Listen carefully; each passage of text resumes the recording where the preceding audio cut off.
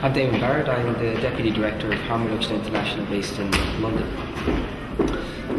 We're an organisation that promotes public health and human rights based approaches to drug policy. And we want to see a world where people benefit from drug laws that promote health, dignity and human rights. Partially we come here almost every year to the Commission on Narcotic Drugs because we don't have a system at the moment that benefits health, dignity and human rights. Our view is that we have a system that tends to degrade all of those things. Can you give any examples of how a current approach would maybe violate some human rights? Well, there's multiple ways. I mean, one of the biggest ways is that the approach that we have at the moment sets up a narrative of existential threat. Drugs pose such a threat to the social fabric, to communities and to society, that essentially anything is justified in dealing with that. And that's what we see in a lot of heavy-handed approaches and a lot of human rights violations. It's justified with relation to the threat posed by drugs. That's the kind of part of the systemic problem. We hear it in speech after speech here at the Commission. We need to deal with this scourge, this threat, this evil, all of this kind of language that's completely unhelpful. That's one of the things. There's various specifics within that. We've got everything from police violence to forced crop eradication to grotesque prison populations to denial of healthcare and so on and so forth. And all of this is in response to the threat posed by drugs. But I mean, some of them are very big things, some of them are very small things. I think it's a daily human rights problem. Everything from minor infringements on people's privacy, people's religious freedom and so on, to the big issues like people getting executed and arbitrarily detained. You spoke yesterday about the death penalty and drugs. Would you mind just kind of elaborating on what you were speaking about yesterday? Yeah, 33 countries or territories now in the world still have the death penalty for drug offences on their books. Fewer use it. Far fewer still actually execute people for drug offences, which shows that those countries are hovering, I think, on the fringes of international consensus, and eventually we would hope that they would fall into line.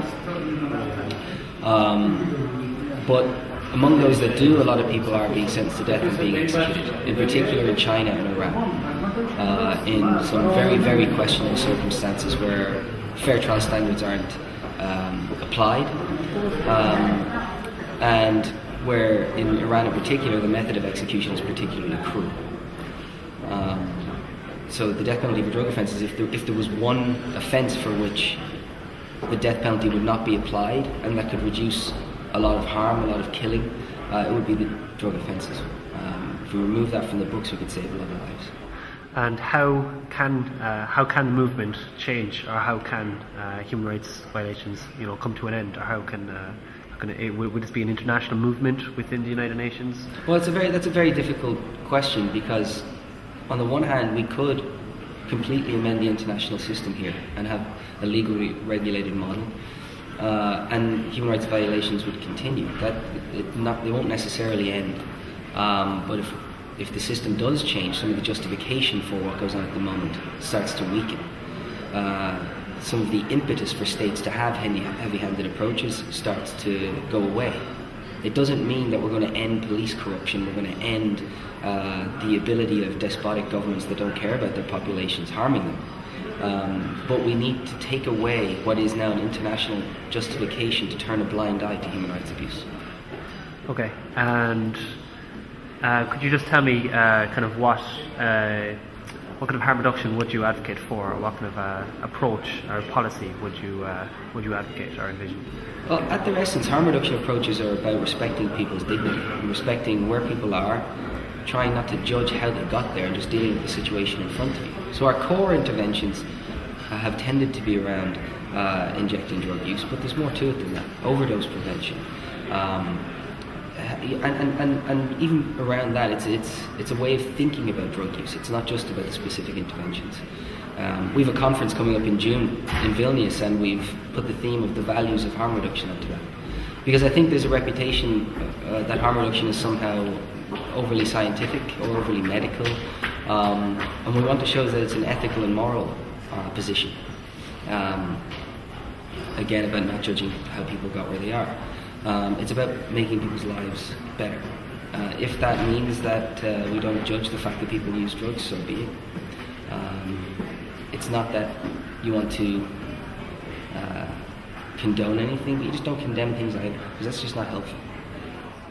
And there's a few years ago, Vannery, I'm not sure if you're familiar, proposed a new article for the human right to use drugs. Would that be anything that you would see as practical, or would you be kind of going the other way and saying within the current kind of system you could improve the situation? I think the straight argument is human right to use drugs is a dead end, practically speaking and politically speaking.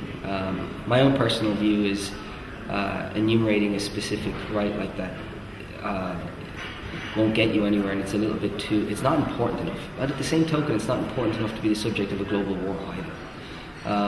But I would say, however, that people's right to privacy, people's right to manifest their cultures, their indigenous traditions and their religious practices are important enough. And that prohibiting people doing things in their homes in this way, on this scale, in perpetuity with no exceptions, is overbroad and arbitrary. So that even without enumerating a specific human right to use drugs, which I don't think will get us anywhere, the existing human rights standards mean that prohibition as itself is untenable. And are you familiar with Alex Stevens? He applied the Gurt's principle of generic consistency to the framework, I suppose. Is that kind of a model that would kind of be able to measure kind of what's more violating within other things and how you can kind of fix this, or is that a model? The model is excellent, and I really like Alex's article. It's a very important rationalist perspective. It's a very important logical framework. But as some of the diplomats here have told me, and at other parts of the UN, logic doesn't necessarily flow sometimes in international diplomacy. And I think there's a real strength in using the existing human rights legal framework for all of its strengths and weaknesses to get done what we can. But no, I certainly like Alex's piece, and I think it's a very important way to think about agency, and a very important way to think about how we conceptualize rights. I just don't think, for me, the end game is to say there's a human right to use drugs, because I just think it's going to lead down a dead end when we have all of these other tools that are open to us to make pretty much the same argument or to reach the same end. You've called for the reform of the INCB. Do you think that would be a means of kind of achieving kind of tightened control, or is there more than just a reform, or does that need to be eliminated completely? Yeah, I certainly wouldn't agree with calling for the abolition of the INCB, because I think the potential for that mechanism is really strong. The potential for a group of independent experts who actually knew international law, and the current members don't, who did take human rights into account when they went on their country missions and in their annual report. There's a real potential for that mechanism there. The problem is it's institutionalized in this place here in Vienna, and sees its role very much as guarding the current system. That doesn't need to be the case. And there are models within the UN system that can be utilised, that the INCB can look to change its own practices.